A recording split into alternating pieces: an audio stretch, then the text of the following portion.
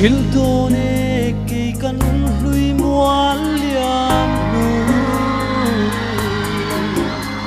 Kasilsel do kay kalenrual zong zinga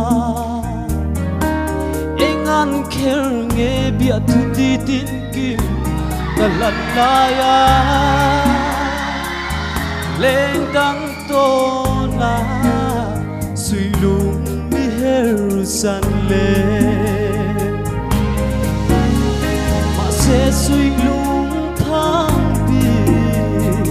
Yang miring laula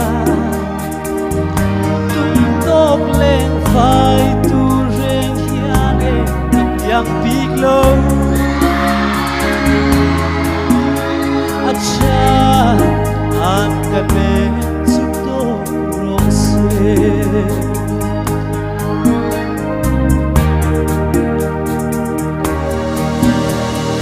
Halete olca kabel suha Katilai ru don reg akim teilo Maseng tula lengdang ikom hitu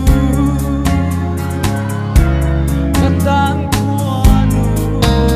malso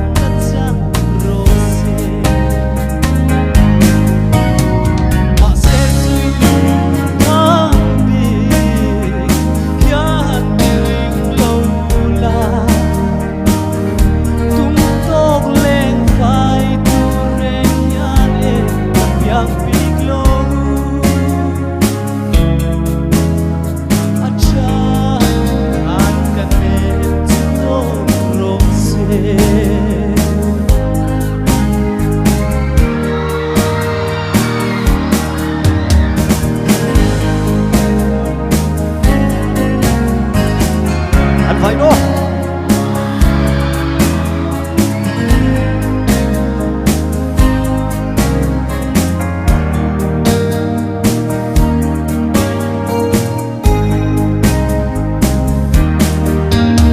silung chirin lamang let sai relin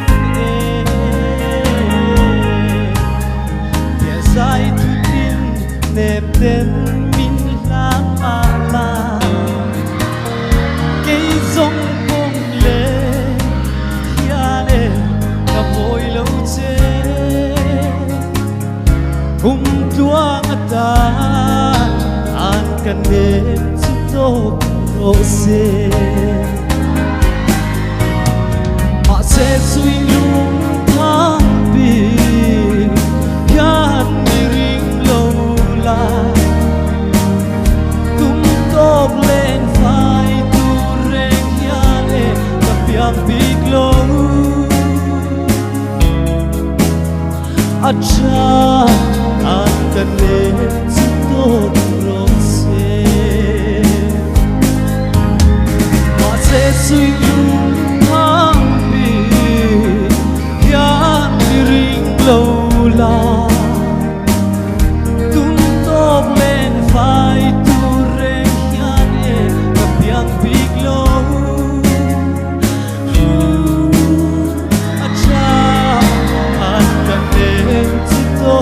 Rose Acha akan lensuto rose